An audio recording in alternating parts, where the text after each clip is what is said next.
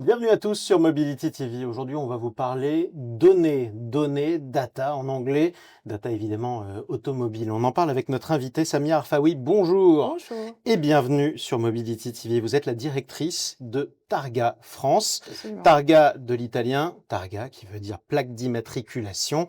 C'est Mhm. la filiale, vous êtes la filiale d'une entreprise d'origine italienne à la base, Absolument, exactement. qui est en plein élargissement, dont le métier est de collecter les données, de les mettre en forme, de les comment dire, de les mettre dans la même forme, c'est ce que vous allez nous expliquer dans quelques instants. D'abord, on parle de quel type de données? Alors, effectivement, notre métier, ça va être de collecter de la donnée. Elle peut provenir de véhicules, d'engins de chantier, de matériel, ce qu'on va appeler les objets connectés, hein, le fameux IoT, Oui, l'Internet des objets. c'est ça. Donc ça, c'est notre métier. Et ensuite, on va pouvoir recueillir des informations sur le carburant, la maintenance, toutes les données techniques Mmh. d'un véhicule, par exemple. Donc le type de carburant qu'on utilise, la maintenance, est-ce que la révision a été faite, par exemple? Que vaut-il faire le kilométrage? C'est ça? Exactement.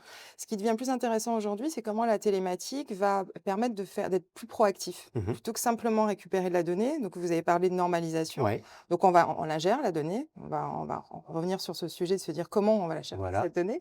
Donc on la gère, on la normalise, Mmh. on l'harmonise, on lui donne un langage et ensuite on va rajouter de l'intelligence. Mmh. Et l'intelligence, c'est tout simplement parce qu'aujourd'hui, on a 4 millions d'objets connectés.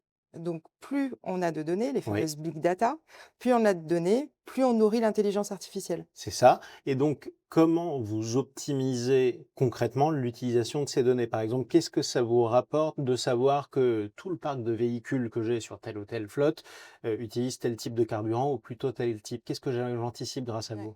Concrètement, en gestion de flotte, c'est la capacité de prendre des décisions Ouais, stratégiques sur la gestion de la flotte. Donc, notamment, si on prend la protection du matériel, donc en fait, on va intervenir sur deux sujets. Comment j'optimise la flotte et comment je protège le matériel qui est à ma disposition. Le protéger, c'est le protéger des fraudes, c'est le protéger des vols. En France, aujourd'hui, on est deuxième pays après l'Italie où il y a le plus de vols. Et c'est grâce à la donnée qu'on va pouvoir agir. Donc, j'évoquais l'intelligence ouais, artificielle. Donc, ça signifie que vous avez une base ouais, avec plein d'objets qui circulent. qui fourmille.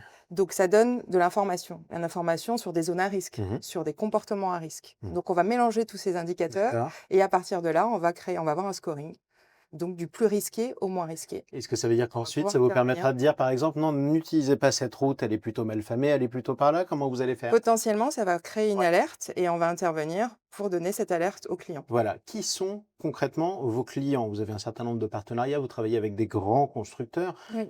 Aujourd'hui, qui vous utilise directement? Alors aujourd'hui, on travaille historiquement, on a démarré sur la Ouais. location, que ça soit la location longue durée, location courte durée. On va travailler avec des grandes sociétés d'assurance Mmh. qui vont avoir un intérêt à connaître leurs clients finaux, Mmh. donc à adapter la prime d'assurance en fonction du client. Voilà. Et ça s'étend à tout type de grande entreprise ou même petite entreprise Ils qui veulent ont besoin. utiliser vos services. Vous, Exactement. qu'est-ce que vous leur délivrez? Vous leur délivrez juste l'information ou alors, aussi le conseil qui va avec le traitement des informations que vous avez mises en forme? Notre but, c'est que ça soit le plus transparent pour le client. Donc ça veut dire qu'on va délivrer l'information qui va leur servir précisément. C'est ça. Donc, limite, peu importe si c'était tel type de carburant ou tel autre, l'important, si on prend sur la partie fraude, Mmh. ça va être de dire: «Oh, il y a des comportements anormaux, il Mmh. faut agir maintenant». Quand vous parlez de comportement anormand, ça peut être quoi, par exemple? Ça peut être des prises de carburant, qui sont en dehors des heures, de travail. Ça Mmh. peut être, plus de prises de carburant que la capacité, du D'accord. réservoir, voilà. Et ça arrive? Beaucoup de créativité, oui, oui, Ouais, oui, il y a oui. beaucoup de Oui, créativité sur un certain nombre de véhicules. Ça, c'est des comportements qui oui. peuvent paraître étonnants, effectivement. Est-ce que ça vous permet aussi d'aider, les différents loueurs, puisqu'on parle de loueurs, à verdir leur flotte, par exemple, ou à optimiser la consommation de carburant? C'est un des cas Ouais, pratiques. Donc, à partir du moment où vous pouvez analyser des comportements de conduite à nouveau, vous allez savoir que vous pouvez passer X% de oui, votre flotte vers de c'est l'électrique ça. parce que c'est adapté. Et ça signifie aussi d'être capable de mesurer et d'anticiper, de connaître la jauge enfin la jauge, plutôt de savoir le niveau de carburant, le niveau Exactement. de batterie, et même l'état de la batterie. Mmh, bien sûr. Donc aussi sa maintenance. Est-ce que ça vous permet, tiens, je prends un autre cas pratique, par exemple, de découvrir que avoir telle ou telle flotte de véhicules hybrides n'est pas forcément un bon plan dans la mesure où les utilisateurs ont tendance à pas tant les recharger que ça? Ça vous permet de voir qu'on gaspille aussi en termes de carburant, j'imagine. Ouais. Parlons maintenant de vos clients. Vous travaillez notamment avec un certain nombre de grands groupes, des grands constructeurs qui font de la LLD. J'ai cité Stellantis. Vous avez de récents contrats qui viennent d'être signés aussi? Le plus récent est celui de Toyota. Voilà. Maintenant, il faut bien distinguer, donc les clients avec Ouais. lesquels nous travaillons, il y en a 45 000 Oui. au niveau du groupe. En France, on en a à peu près 2 600. On existe depuis 25 ans. Je me permets de vous donner quelques chiffres, comme ça situe les choses. Donc d'un côté, les clients et de l'autre, des partenariats stratégiques avec les constructeurs. Donc le plus récent, effectivement, c'est Toyota. On a avec la majorité des constructeurs qui sont prêts à donner de la donnée. Mmh. Donc si on revient un petit peu en arrière, Ouais, je vais collecter de la donnée, c'est ça. qu'elle vienne d'un boîtier, Ouais. Targa, On va revenir à la technique dans voilà, un instant. ou qu'elle vienne de ces Ou fameux qu'elles viennent de constructeurs. ce que ces constructeurs Premièrement. vous apportent. Justement, ce boîtier Targa, il ressemble à quoi? Il fonctionne comment? C'est vous qui allez l'installer sur les véhicules qui n'en sont pas dotés ou dont les constructeurs ne vous donnent pas les informations? Comment ça se passe? Le point de départ, ça va être le besoin du client. Ouais, Donc souvent, c'est lié à son secteur d'activité. voilà. Donc à partir du besoin, on va regarder ce qui est le plus adapté. Et ensuite, vous faites du sur-mesure? Et ensuite, on fait du sur-mesure. Aujourd'hui, on privilégie les données constructeurs parce qu'en termes d'installation, c'est beaucoup plus simple Bah, bien sûr, puisque oui. c'est déjà enfin, Et comme monté. ça, ils l'intègrent dès le début. Exactement, même en termes de RSE, c'est hyper intéressant. Ça évite de faire déplacer un installateur, donc on réduit l'empreinte carbone. Donc il y a beaucoup d'avantages à accéder à ces données-là.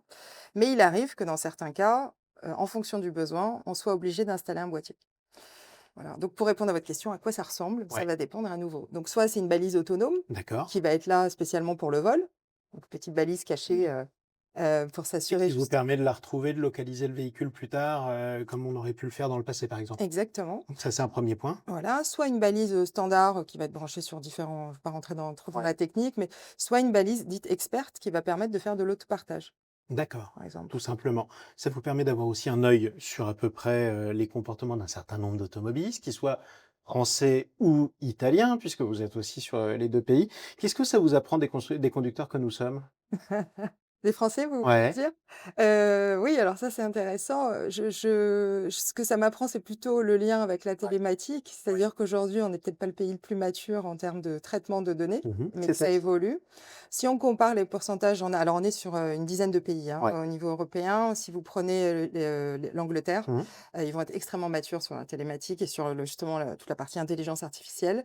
On retrouve la même chose en Italie, La ça France se est en développe. retard.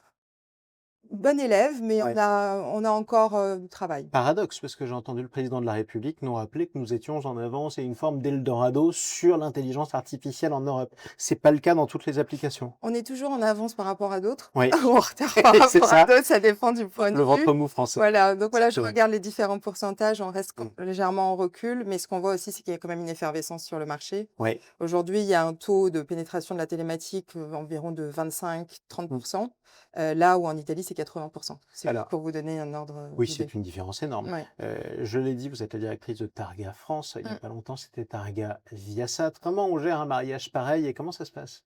Alors le mariage se passe bien Ouais. puisque alors Viasat est également une entreprise italienne, Mmh. donc c'est Targa Viasat, le rachat s'est fait il y a 2 ans. Mmh. Donc là, on a vraiment, voilà, Il y a plus qu'une seule traversé le plus entreprise. difficile et il y a une seule C'est entreprise ça. aujourd'hui qui existe. Et comment, en revanche, quand on est, française, quand on travaille en France, on arrive à travailler avec les Italiens, par exemple? Il y a forcément des différences de culture et on doit s'apporter mutuellement, des compétences ou des réflexes. Oui, tout à fait Mmh. et moi, c'est ce que j'adore, Ouais. parce que c'est hyper enrichissant Mmh. justement de devoir s'adapter et d'ajuster et on est en voilà et c'est très drôle en même temps. Voilà, Parce qu'ils ont également une opinion des Français et ça, c'est les généralités, on ne c'est ça. pourra jamais les enlever, mais c'est Et extra, puis, c'est plus on passionnant. croit se connaître, moins on se connaît en général. Voilà, Donc c'est merci, toujours intéressant. c'est ça, il y a de l'apport Ouais, mutuel. C'est ce exactement. que je retiens.